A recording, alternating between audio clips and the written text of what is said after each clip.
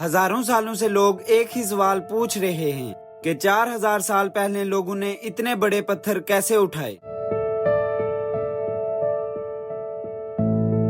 वो भी बिना किसी क्रेन की मदद के।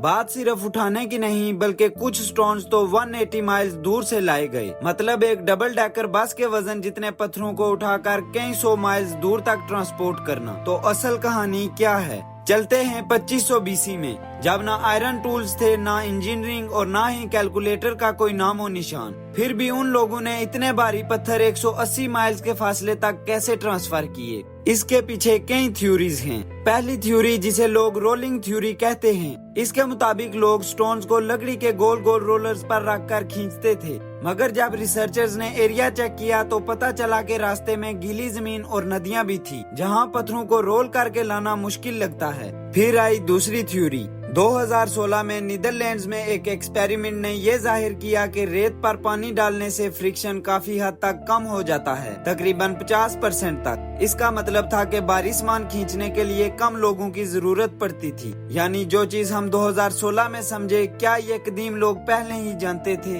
एक और अजीब थ्योरी ये है कि स्टोनहेंज साउंड की मदद से बनाया गया था। जी हाँ, साउंड वेव्स। इस थ्योरी को एकॉस्टिक लेविटेशन कहते हैं, जिसमें साउंड फ्रीक्वेंसी ग्रेविटी को कम करके पत्थरों को उठाने में मदद करती है। लेकिन ये थ्योरी बाद में गलत साबित हो गई। लेकिन फिर असल थ्योरी आखिर है क्या? आज के आर्कियोलॉजिस्ट कहते हैं कि इन लोगों ने लकड़ी के रैंप्स, रोप्स और पुली सिस्टम का यूज किया था। नए एक्सपेरिमेंट्स के मुताबिक 100 आदमियों की टीम सिर्फ 10 दिन में एक बड़ा पत्थर खड़ा कर सकती थी, सिर्फ लकड़ी, रस्सी और दिमाग की मदद से। मगर रिसेंट रिसर्च ये भी कहती है कि स्टोनहेंज सिर्फ रिचुअल्स के लिए नहीं था, बल्कि एक छुपी हुई रोड है जो सोलेस्टिक के सूरज के बिल्कुल सामने अलाइंड है। यानी वो सूरज जो गर्मियों के सबसे लंबे दिन और सर्दियों के सबसे छोटे दिन का होता है। इसका मतलब हर पत्थर का एक खास मतलब था। इसका एंगल और डायरेक्शन सब कुछ किसी खास मकसद के तहत रखा गया था। यूं कहना गलत नहीं होगा कि स्टोनहेंज के पत्थर उठाना सिर्फ आधा राज है, बाकी आधा राज उसकी पोजीशंस में छुपा है। एक ऐसी साइंस इस्तेमाल की गई जो आज भी हम समझने की कोशिश कर रहे हैं।